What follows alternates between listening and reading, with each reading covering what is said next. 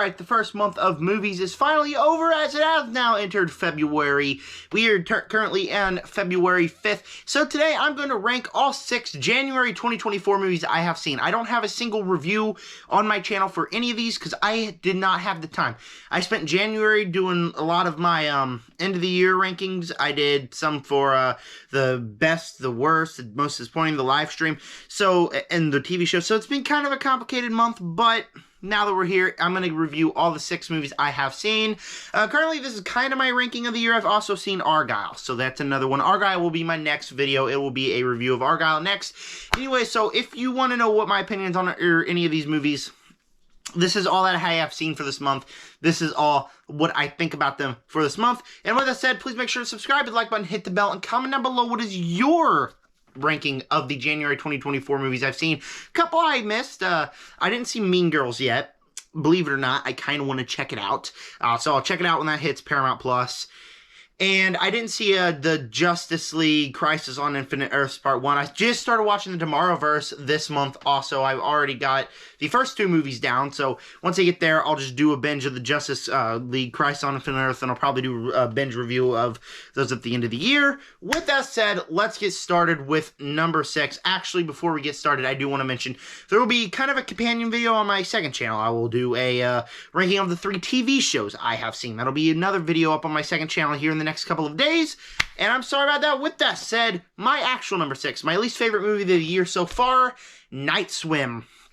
And this is a movie for me that I was looking forward to. I thought the trailer was pretty good. And real quick, let me stop here. Because I didn't review these, I'm going to put up here or up here. I don't know which side it's going to mirror my camera. I'm going to put my letter score. So when I put like the poster and then the number 6 Night Swim down below, I'm also going to put the letter score above that. So yeah, I'm going to say that real quick. This is a movie that I was looking forward to. I thought the trailer looked fine. I thought it would look interesting. I was interested in the movie. I went to go see it opening weekend, and kind of the same thing I've seen a billion times before, so I'm going to give this movie a C+. Until the last half hour where it actually got unique, it's the same exact thing as I've seen a billion times before.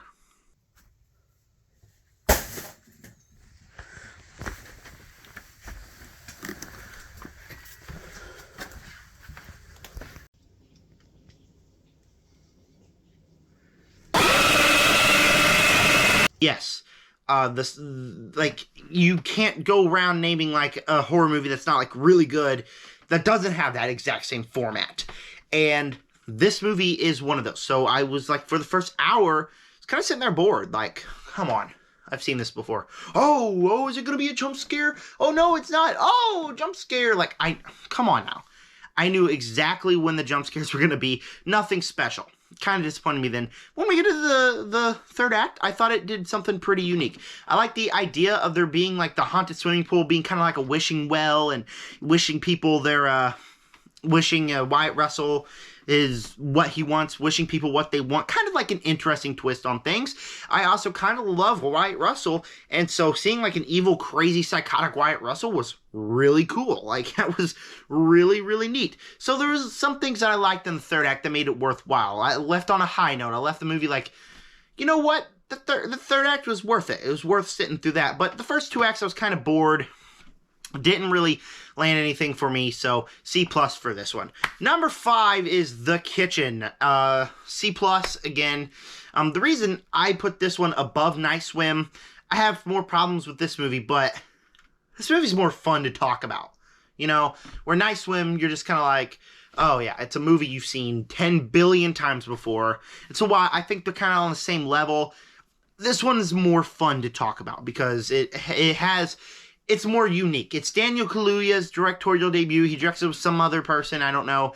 But it's his directorial debut, and it's sure an interesting one. On one hand, there's so much out of this movie that I want to love. There's so much that I think is awesome. The raids and all that, when you get, like, when the broke people are raiding the rich people, that's really cool. When the police are raiding the poor people, that is really cool. Seeing them take people away from their families, that is really cool. The flip side to that is that it's technically an analogy for, like, the housing crisis, which could be a cool analogy. you don't realize that it's an analogy for that until the last 15 minutes. It doesn't do a good job explaining what the analogy for. Maybe I'm just stupid, but I didn't see it. I thought it was kind of a useless analogy. I like the cast. It kind of gets into the second act. It was kind of a feel-good story between dad and his son. I mean, the twist was pretty obvious. You could tell from the very beginning of the movie, like, oh, yeah, that guy's the dad. You already know that. Like, it was not a good twist at all, but it was entertaining, and I thought the relationship between them was good. Thing with this movie is you're sitting down, you're watching this movie, and it's like everything good about it, you kind of have like a conflict with it. For starters, this movie's 3 separate movies. First act doesn't know what it wants to be. The second act's kind of like this feel-good movie in the housing crisis, and you know, these 2 people trying to make a living. And then the third act is just the raids, and it gets super intense, and it's just 3 separate movies, and they don't balance each other out well at all. Top of that, it feels like a second part to a 3-part trilogy. It feels like there's supposed to be 3 movies in this trilogy, and instead we just get the one that was flat out in the middle. Like, from the very beginning, you don't know what's going on. You got people who die and they become plants, and you're like, that's the one scene that doesn't explain that. You're just sitting there like, oh, that's a thing that happens. And so, like, just things like that. This should have been a whole trilogy. And even the way it ends, like, you like the relationship. You like how he finally realizes it's his dad, even though it's an obvious twist. You like that. And then the movie's just kind of like, oh, they're gonna die. That's the ending. Like, leaves it at a cliffhanger. Which would be good if it was a second part in a trilogy. And so, it's just very messy. It's very messy. The first act was so bad that I turned it off. Like, I flat out turned it off, and then 5 minutes later, I thought to myself, I gotta finish this. I feel bad if I don't finish this. But the first act is just so bad. The second act kind of evens some things out. The third act was pretty good. But the movie's just so messy, and nothing balances out to where it's just a slop fest. Does not work for me. But, hey, it was fun to talk about, right? It was more fun to talk about than Night Swim. Number 4, we got Lift. This is a Netflix original movie starring Kevin Hart, who's not playing Kevin Hart. We'll talk about that in a minute. And it's probably a movie you've seen a billion times before. Giving it a B-. A B- would be a nice score for this one.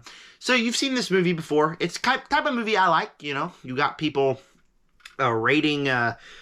you got people being thieves and stealing some things, and you got the action sequences there. You got the big cast. Vincent D'Onofrio's in this. Kevin Hart's in this. Great cast. They're all pretty good, I think. But it's just the type of movie you've seen before, but I enjoy. The action sequences were pretty cool. Twist was kind of cool. It even turns kind of like Fast and Furious, where you ended it off with people coming down at the water with all their big fancy cars with all the gold, exactly like Fast and Furious 5. It's the exact same ending. It's a fun movie. It's a movie I enjoy watching. I sat down and I watched it, and I'm like, yeah, that was fun. One thing that I have a bit of an issue with, one thing is, why would you cast Kevin Hart in this movie? Because when I sit down to watch a movie that Kevin Hart is in, I expect Kevin Hart comedy. I know a lot of people, sometimes you don't like the comedy, sometimes you love the comedy. I love the comedy. I'm a Kevin Hart comedy guy. And if you cast Kevin Hart, I want the movie to be funny. I don't want him playing the super serious guy that you cast anybody. Kevin Hart is really good in this movie. Kevin Hart's really good in the movie. I think it's a really good performance. If he's in any other movie, that we need Kevin Hart to separate it from any other movie that you have seen in the same genre. Like, come on. I probably would not have, well, I probably would because I like F. Gary Gary. But, I wouldn't have been more anticipating this movie if Kevin Hart wasn't in it. And Kevin Hart doesn't play Kevin Hart. Like, he's good. He's really good. But I kind of missed a short man, crazy screaming Kevin Hart most of the time. Basic movie. I had fun with it. Kicking off our top 3, the ISS. The International Space System. Station, not system. The International Space System. The International Space Station. We got it right this time. I enjoyed this movie. I thought it was fun. I'm a thriller guy, so when I saw the trailer in the theater, I told myself I'm not going to go see it, and I went to go see it instead because I forgot it was a thing, and I thought it looked interesting. I enjoyed the trailer. The overall score I'd give the movie is a B. This movie is a B movie. And for the most part, I like the idea being in a space station. Earth is under attack. Well, not under attack, but the two nations are colliding. They're about to do nuclear warfare, and you want them to take over the space station. Thought after the first half hour, when you learn that Earth is getting down, and you learn what the plot is, I didn't know if it could last a whole nother hour, and it did. I thought it lasted a whole nother hour, and made it be entertaining. It kind of surprised me there. Of course, the whole gimmick here is you don't know if the Russians have the same orders, and it's kind of just explained right off the bat. Like, the first thing they say is, oh, we got the same orders. Like, this very next scene, once you introduce that, you got the same orders. Kind of a stupid thing, but it was fine. It always finds a way to make you be entertained and doesn't let you get bored.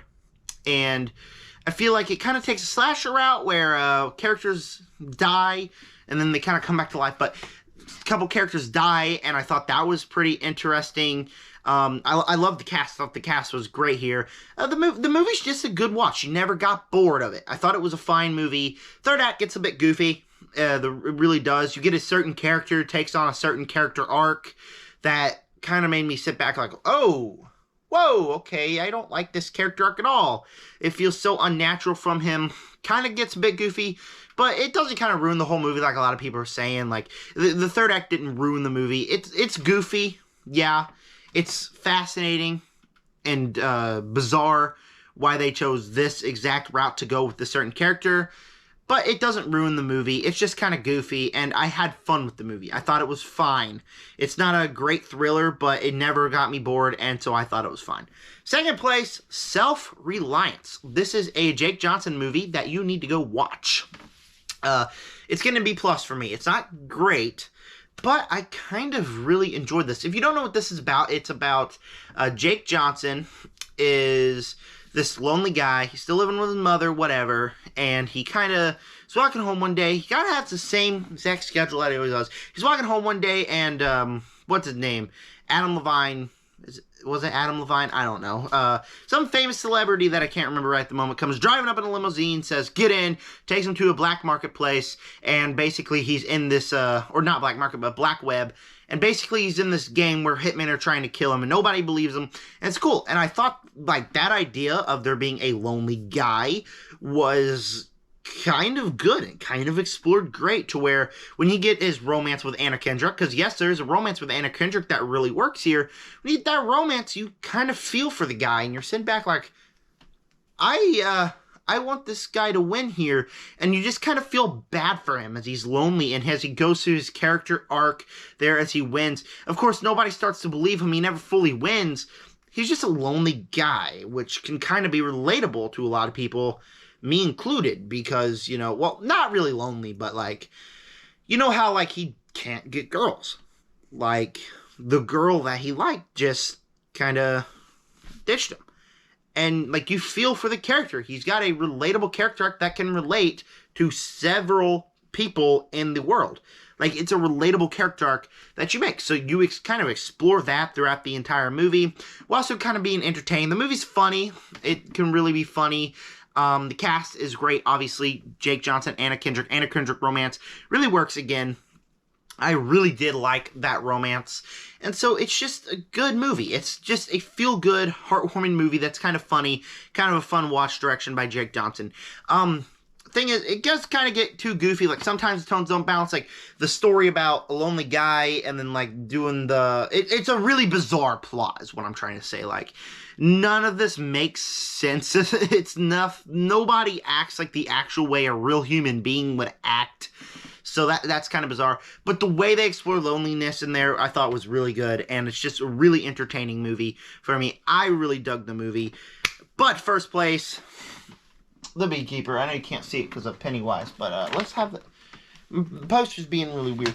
The Beekeeper is number 1 with an A- for me. I didn't see this in theater. I wanted to. It finally came out on VOD, so I watched it just a couple days ago, and I thought the movie was a total blast. The only David Ayer movie I've seen was Suicide Squad. It's crap, but the Jason Statham is a great actor that I really like, and I really like the action movies, so I thought the trailers were good. I liked the plot and the action, and when we get in here, The action is really cool to where it's kind of like a John Wick style movie. People are comparing this movie to like, it's John Wick ripoff. If you know me, I don't like them because I don't like the first John Wick, so I don't like movies like Sisu that did it. This movie does it really well to where it's a John Wick ripoff. Of course, you got the guy that's part of the organization, but he's retired. And then you get but it's not like a copy and paste ripoff. It's not like the same exact thing every single time. Like, it's something new and fresh. The action sequences are phenomenal. David Ayer knows how to direct action sequences. All of them look great. The cast is really great. Of course, you got Jason Statham, but you also got Josh Hutcherson as a villain. What's his name? He played Alfred in the DCEU. I'm sure the name will come to me here in a minute. But, he's in it. He's great as well. The whole cast is just great. So it's a great cast, great action, great direction by David Ayer. It's a movie to where it's another movie. You don't know if it'll last for an hour and 45 minutes, but he always finds a way to find something unique. Like, all of a sudden, you get the sequence where they send the current beekeeper after him, and then you get the sequence where you get the big hitman. And then at the end of the movie, it's really good. It's just really entertaining. Yes, it throws so much at you. Jeremy Irons is the name of the Alfred from the DCEU, by the way. I just remembered.